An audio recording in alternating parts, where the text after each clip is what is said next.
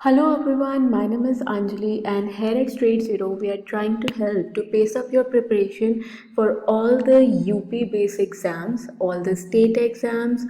तो हम लोग करंट अफेयर्स और static facts related to Uttar Pradesh पढ़ने का कोशिश कर रहे हैं and this is our part 2 in the important facts of Uttar Pradesh. और आज का जो टॉपिक हम लोग डिस्कस करने वाले हैं that is the state symbols of Uttar Pradesh. Uttar Pradesh के जो स्टेट सिंबल्स हैं उनके बारे में will talk about. Major symbols ज़्यादातर हमने सुने भी होंगे, just will revise it in a quick go, right. तो जैसे सबसे पहले बात करते हैं the state animal of Uttar Pradesh. तो जो स्टेट एनिमल है उत्तर प्रदेश का वो है बारहसिंघा, जिसे स्वाम डियर भी बोल दिया जाता है।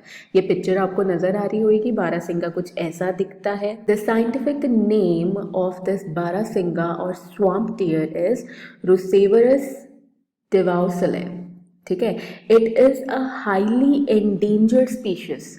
जो हम लोग बात करते हैं द कैटेगराइजेशन के एंडेंजर्ड है, क्रिटिकली एंडेंजर्ड है, वल्नरेबल है, तो इसमें हाईली एंडेंजर्ड स्पीशीज है जिसको प्रोटेक्ट किया जाता है under the schedule 1 of the wild life protection act of India. Wild life protection act of India जो 1972 9 सितंबर को पास किया गया था, उसके अंडर कुछ एक्ट्स मतलब कुछ शेड्यूल्स हैं जिनके अंडर मतलब अकॉर्डिंग टू द शेड्यूल्स क्या किया गया है, प्रिजर्व किया जाता है, प्रोटेक्ट किया जाता है वाइल्ड एनिमल, प्लांट स्पीशीज, इन सब चीज़ों को। उसको भी एक बार डिस्कस करते हैं। The every slide is having is it's Hindi translation also, तो आप पॉज कीजिए और उसको अपने हिसाब से एक बार रीडिंग दे दीजिए। तो दिस इज बारहसिंघा, जिसे दलदल हिरन और स्वाम ये भी डियर भी बोल दिया जाता है, ठीक है। तो दिस इज छोटा सा इंफॉर्मेशन रिलेटेड टू दिस 1972 वाला act of wild life protection act, जिसमें 66 सेक्शंस हैं और 6 स्केड्यूल्स हैं। और इन 6 स्केड्यूल्स का डिवीजन कैसा है, शेड्यूल 1, शेड्यूल 2 का पार्ट 2, ये क्या है, हाईएस्ट डिग्री ऑफ प्रोटेक्शन के अंडर आ जाते हैं वाइल्ड एनिमल्स के। पार्ट 1 शेड्यूल 3 शेड्यूल 4 में डिग्री ऑफ प्रोटेक्शन मतलब कितना ज़्यादा इंटेंसली उनको प्रोटेक्ट किया जाता है, ये चीज़ थोड़ी कम हो जाती है। Schedule 5 vermin protection, schedule 6 plant species का प्रोटेक्शन। तो this is wild life protection act of 1972 having the 6 schedules। तो 6 शेड्यूल में शेड्यूल 1 शेड्यूल 2 का part 2 they are under the highest degree of protection. तो एक बेसिक सा अंडरस्टैंडिंग है ना। तो स्वाम डियर के बारे में ये चीज़ पता लगा हमें।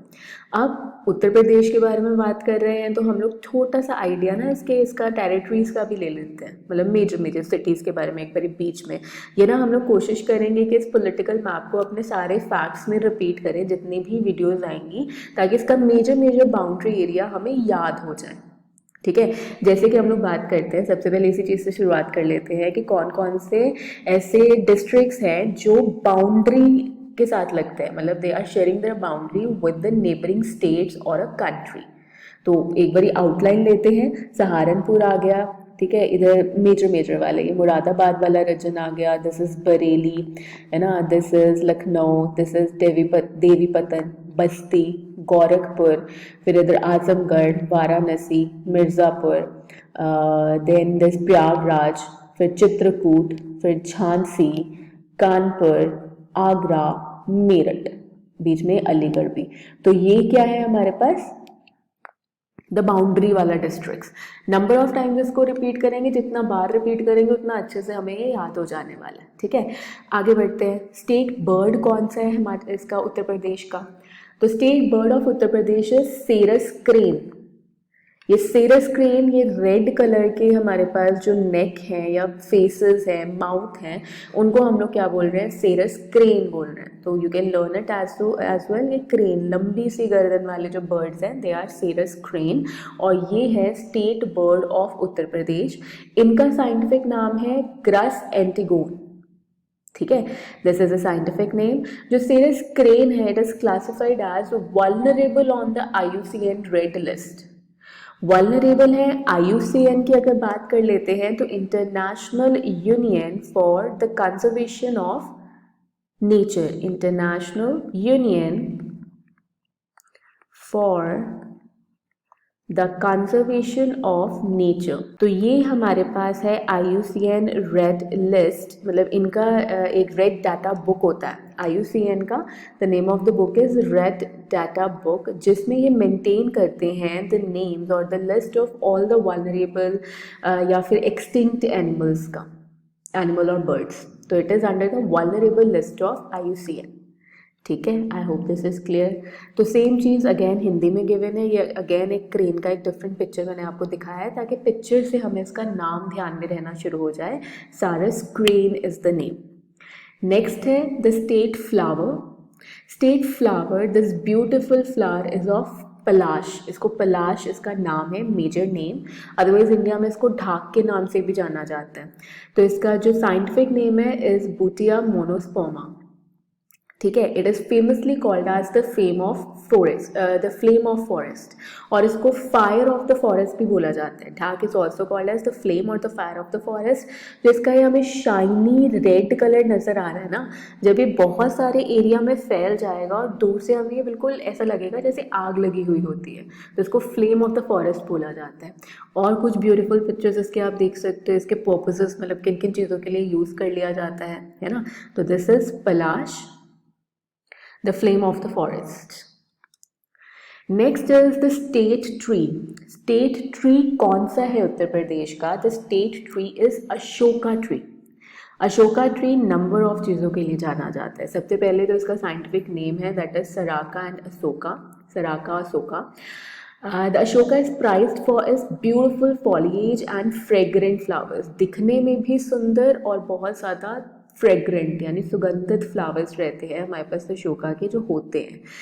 अदरवाइज अशोका के कुछ और हेल्थ बेनिफिट्स भी हैं। They help treat acne, improve intellect, prevent internal bleeding, prevents diarrhoea, stomach swelling, inflammation. It helps to treat gynecological problems as well, improves skin complexion, treats diabetes and piles, remove kidney stones and treats asthma। मतलब can you see जितने भी हमारे पास medicinal plants हैं they are having number of benefits. तो Ashoka tree के ही आप बेनिफिट्स देख लो, the state tree of Uttar Pradesh, right. Moving to the next same scenarios. ये इसका ब्यूटीफुल फ्लावर है जो हम लोग बात कर रहे हैं, that is famous for its ये सुंदर पत्ते एंड सुगंधित फूलों के लिए। तो this is the flower and Ashoka tree इस तरीके का कुछ हमें नज़र आता है। अशोका के बारे में एक और चीज़ जो हमें पता होनी चाहिए कि इसको स्टेट ट्री ऑफ ओडिशा भी बताया जाता है। It is also the state tree of Odisha, सिर्फ उत्तर प्रदेश का नहीं है, ओडिशा का भी है। तो स्टेट फिश का बात कर लेते हैं। State fish of Uttar Pradesh is the state fish is chitala, जिसका साइंटिफिक नेम भी क्या है? Chitala chitala. It is found in Brahmaputra, Indus, Ganges, Mahanadi river basin. मतलब इन रिवर्स में अगर इसको पाया जाता है, जिसमें 3 हिमालयन रिवर्स हैं, एक मेरे पास पेनिनसुलर रिवर है, तो स्टेट्स का आइडिया भी लग सकता है कि कहाँ कहाँ चिताला फिश पाई जा सकती है। तो ब्रह्मपुत्रा की बात करें तो इंडिया की अरुणाचल प्रदेश, असम हो गई। इंडस का बात करें तो जम्मू एंड कश्मीर। गेंजेस का बात करें तो उत्तराखंड, उत्तर प्रदेश जिसका स्टेट फिश ही है। वेस्ट बंगाल, बिहार, झारखंड, ये वाली स्टेट्स। महानदी, ओडिशा एंड छत्तीसगढ़। तो ये सारी स्टेट्स में हमारे पास क्या है? मेजरली चिताला फिश मिल जाती है। ठीक है। It is sometimes known as the Indian feather bag भी बोला जाता है और इंडियन नाइफ फिश भी बोल दिया जाता है। फेदरी बैक रहती है इसकी, उसकी वजह से फेदर बैग, और चाकू जैसी क्योंकि इसका शेप देख रहे हो, it is almost like a knife. तो भारतीय चाकू मछली और फेदर बैग के नाम से भी जाना जाता है चिताला फिश को। ठीक है, तो I hope this is clear. एक क्विक रिविजन कर लेते हैं, मतलब हम लोग कोशिश करेंगे छोटे छोटे वीडियोस में छोटे छोटे फैक्ट जल्दी जल्दी से याद करते हैं। तो अगर यहाँ पे मैं ढूंढना चाहूँ इसमें से स्टेट सिंबल्स उत्तर प्रदेश के, तो कौन कौन से हैं? ये क्या है? दिस इज द स्वाम डियर, बारहसिंघा जो स्टेट एनिमल किया हमने, है ना। फिर ये क्या है? ये ढाक का पेड़ है, मतलब जिसका नाम हमने पलाश भी किया है, द स्टेट ट्री हो गया। इसका नाम क्या था? क्रेन जैसी गर्दन, सारस क्रेन, है ना।